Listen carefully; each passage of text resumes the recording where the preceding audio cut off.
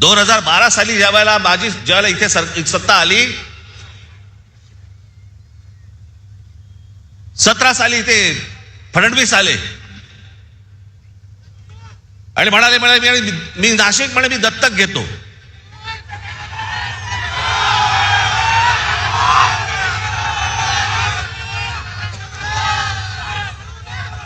आणि त्या सगळ्या गोष्टींना नाशिककर भुलले आणि आम्ही जी कामं करून ठेवली होती ती सगळे विसरले.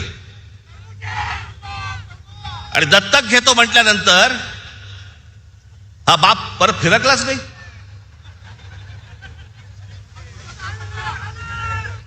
काय काय गोष्टी करतो म्हणून सांगितल्या होत्या, कोणत्या कोणत्या गोष्टी करतो म्हणून सांगितल्या होत्या.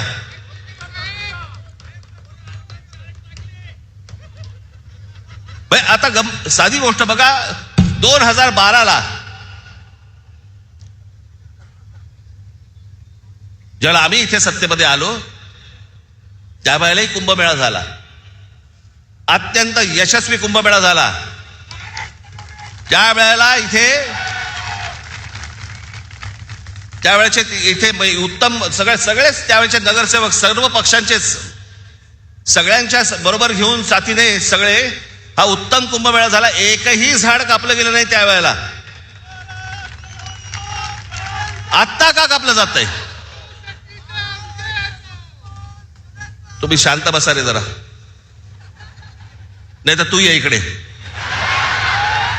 आणि मार बोंब परत सारखी.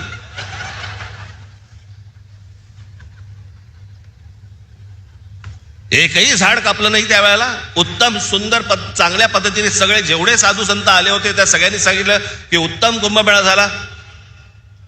त्यावेळेला प्रशासकांचा आणि ज्यावेळेला जे नगरसेवक होते त्यांचा सत्कार झाला. बॉस्टनमध्ये पण सत्कार झाला त्यांचा, अमेरिकेत इथेही सत्कार झाले की उत्तम रीतीने कुंभमेळा हाताळला गेला.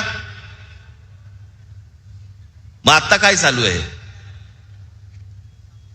मी त्या दिवशी म्हटलं ना की ही तपोवनातली झाडं नुसती झाडं तोडणं नाहीये, हे यांचं हे सगळं अगोदर ठरतं की या उद्योगपतीसाठी ही जागा रिकामी करायची, आता याच्यावरती कुंभमेळा करायचा.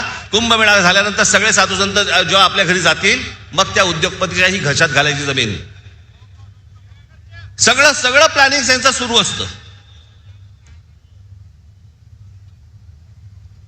आज त्यावेळेला जे महाराष्ट्रातल्या कुठच्या बाकी शहर सोडा, जेव्हा ते अनेक उद्योगपतींकडनं जेव्हा या नाशिक शहरामध्ये पैसे आणले, रतन टाटांपासून अनेक लोक ज्यावेळेला इथे नाशिकमध्ये आले, काय त्यांचा संबंध होता? नाही तर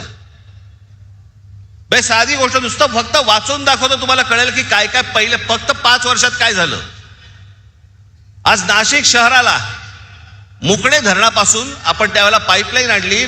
नाशिकच्या पाण्याचा पुढच्या साधारणपणे 50-60 वर्षाचा पाण्याचा प्रश्न संपवून टाकला.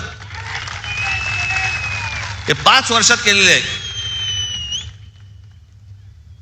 त्याच्यानंतर जीपीएस त्याला लावलेले सगळ्या महानगरपालिकेच्या ऑफिसमध्ये माणसं असायची. घंटा गाड्या सुरू केल्या, घनकचरा प्रकल्प सुरू केला. ज्या घनकचरा प्रकल्पाबद्दल तिकडे त्या कचऱ्यामधनं विटा, खत, सगळ्या गोष्टी आज नाशिकमधले अनेक शेतकरी घेऊन जात आहेत. तिथून जाता येताना तुम्हाला वास पण येणार नाही की इथे घनकचरा प्रकल्प आहे म्हणून.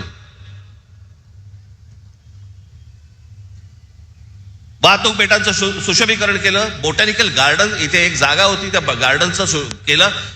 मी रतन टाटांकडे ज्याला मी गेलो ते प्रकल्प घेऊन, त्यांना आवडलं. त्यांनी मला विचारलं किती खर्च आहे.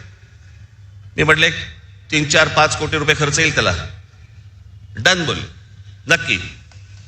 त्यांची सगळी माणसं लावली,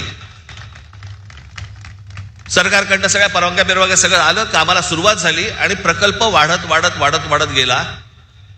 त्यांचीच माणसं करत होती.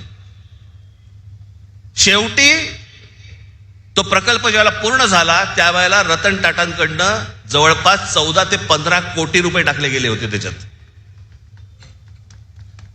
त्या बोटॅनिकल गार्डनची काय अवस्था करून ठेवली आज गेल्या 5 वर्षात.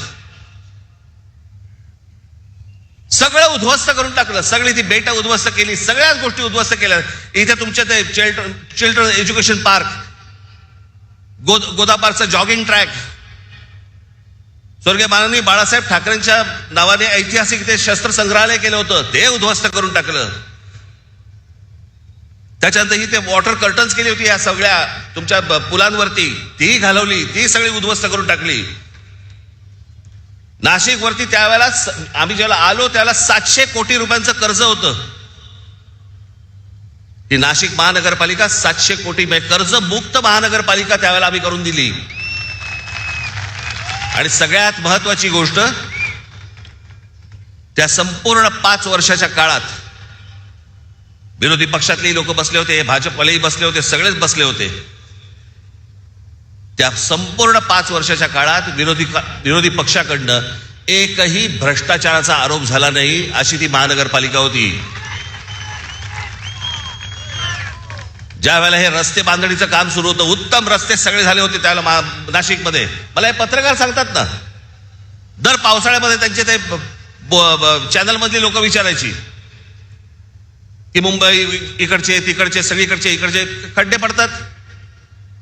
मी इकडचे जे कंत्राटदार होते त्या कंत्राटदारांची पहिली एक बैठक बोलवली होती आणि त्या कंत्राटदारांनी सांगितलं होतं, म्हटलं हे त्याचं बजेट, तुमच्याकडे कोणी पैसे मागितले तर सांगा मला, आणि ज्या बजेटमध्ये तुम्हाला दिलेलं आहे त्याच्यामध्ये जर उत्तम रस्ता जर केला नाहीस आणि त्याच्यात जर खड्डा पडला, त्या खड्ड्यात उभा करून मारीन. उत्तम रस्ते झाले सगळे नाशिक मधले. हे होऊ शकतं, हे घडू शकतं, सगळ्या गोष्टी घडू शकतात, पण ह्या लोकांना हे करायचं नाही. 5 वर्ष दिली, हे 5 वर्षामध्ये मुख्य हे देवेंद्र फडणवीस येऊन तुम्हाला काय बोलून गेले, ते काय बोलून गेले ते फक्त झालंय का एवढं फक्त मला सांगा. नाशिक निओ मेट्रो प्रकल्प, Nashik IT park, Nashik logistic park, Dwarka Nashik उड्डाणपूल, नाशिकचा बाह्य ring road, Nashik Pune semi high speed railway मार्ग, इगतपुरीला आदिवासी क्रीडा प्रबोधिनी, महानगरपालिकेतील कर्मचारी अनुशेष, असे अनेक प्रकल्प त्यावेळेला त्यांनी घोषित केले की भरून काढणार वगैरे, काही नाही. आणि हे म्हणे दत्तक घेणार.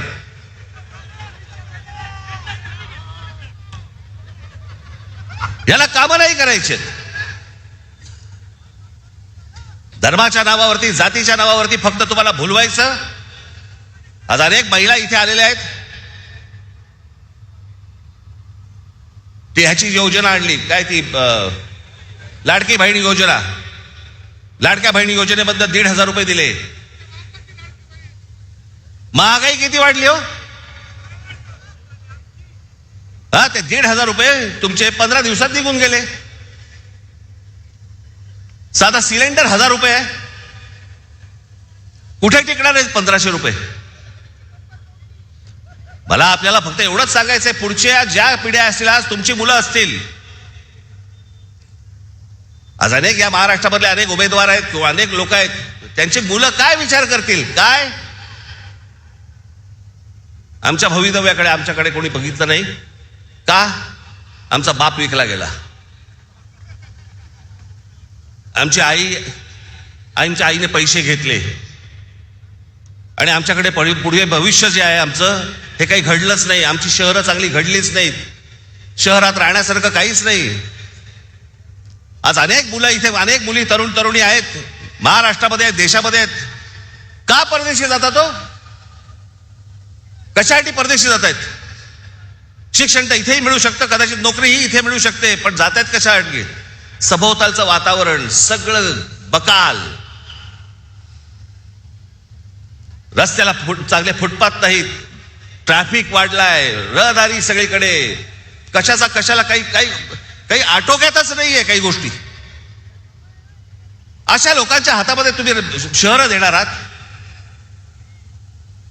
मला खरंच 2017 साली मला इतकं वाईट वाटलं की अरे म्हटलं, एवढ्या सगळी माणसं मी त्यावेळेला आणली, आनंद महिंद्रापासून, रतन टाटांपासून, सगळे अंबानींपासून सगळी लोक इथे मी आणली, जी कधी कुठच्या शहरामध्ये गेली नाही, ती ह्या सगळ्या शहरामध्ये आणली.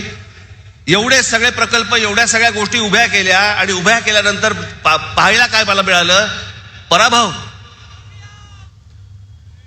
आणि ज्या लोकांनी काहीच नाही केलं गेल्या 5 वर्षामध्ये, त्यांच्या भूलथापांना बळी पडलात. आजही हेच चालू आहे त्यांचं.